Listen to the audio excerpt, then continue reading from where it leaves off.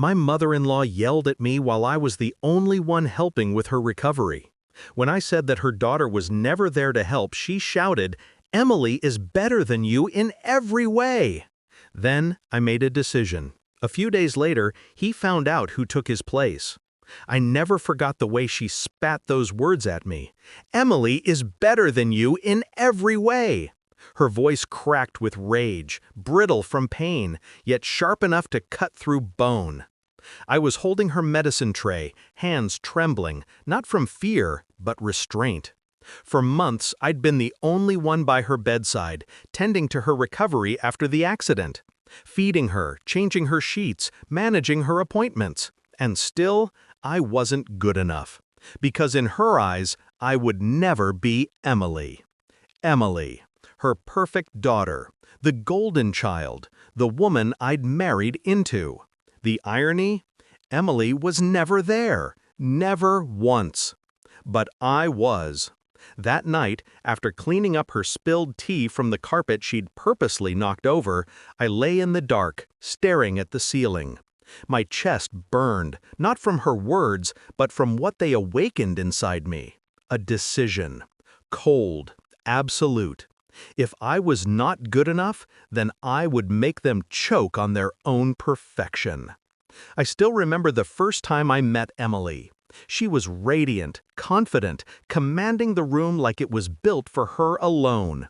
Everyone adored her, especially her fiancé, Michael. He spoke of her with reverence, like a man hypnotized. I envied her back then, envied how easily people bent toward her light. But that was years ago. Things change. Light can blind.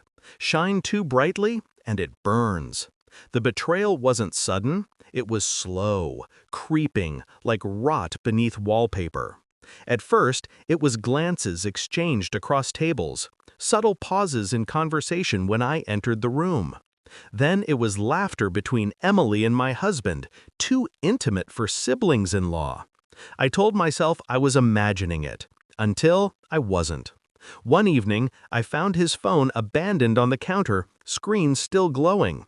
A message lit up like a dagger. "I can't wait to see you again. Last night was perfect." My hands went numb, but my mind stayed sharp. Shock could have destroyed me, but instead it carved me into something new, something patient, calculating. I didn't scream, I didn't confront him, I didn't crumble.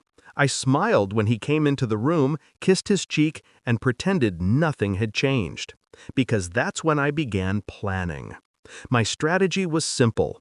Let them build their house of lies high enough so when I pulled the ground from beneath them, the fall would break every bone. I started with silence. Silence unsettles. He expected a fight, a confrontation, maybe even tears. Instead, he got tenderness, calm. I cooked his favorite meals, smiled more, asked less.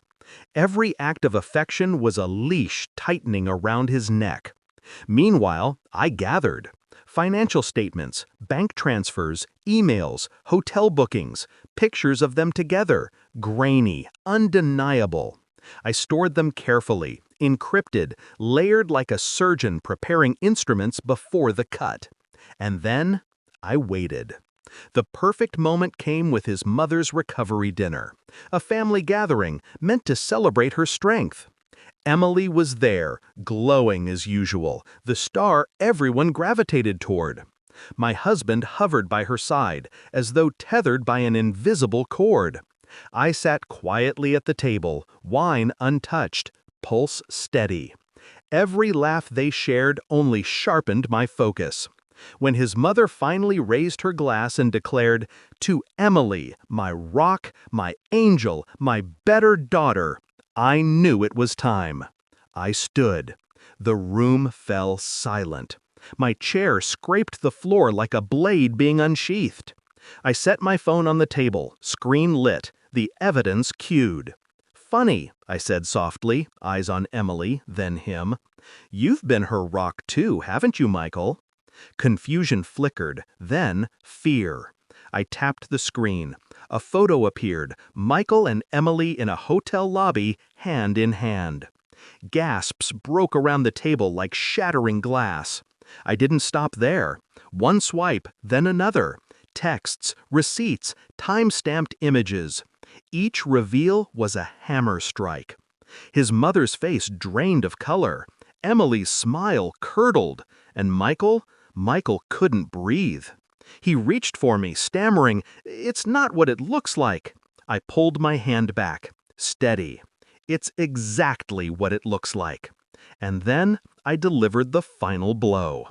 I filed the divorce papers last week. Full custody, assets frozen. The court date is set. You'll find the copies waiting at home. The silence after was delicious. I left before anyone could respond. Walked out into the cool night air, lungs filling for the first time in months. Behind me, their perfect world collapsed, every brick crumbling, every secret laid bare. I didn't need to see it. I could feel it. Now, when I think back to that night, when her words first cut me, when she screamed that I wasn't good enough, I almost want to laugh. Because she was right. I wasn't good enough. I was better. Beat.